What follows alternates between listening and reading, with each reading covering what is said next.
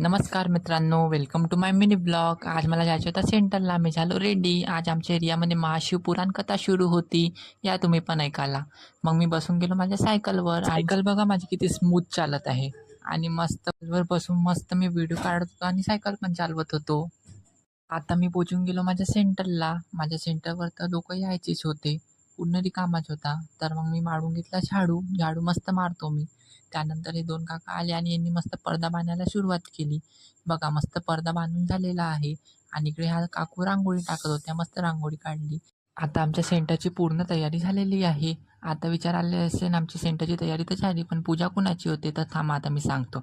आमच्या सेंटरवर आमच्या श्रीमाताजीची पूजा होते. तर आता वेळ होती श्रीमाताजींना आणायची. तर बघा मी श्रीमाताजींना घेऊन येऊन गेलेलो आहो. आणि आता श्रीमाताजीचे श्रीचरण पण आणत आहो.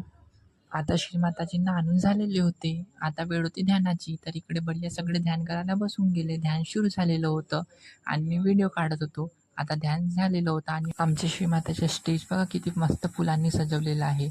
आणि आता वेळ होती आरतीची. तर आरती वगैरे सुरू झाली आणि सर्वांनी मिळून आरती करून घेतली. तर आता मी निघून गेलो बाहेर. सेंटर संपून गेला. तर हे आमच्या बडका चौकाचा व्ह्यू आहे.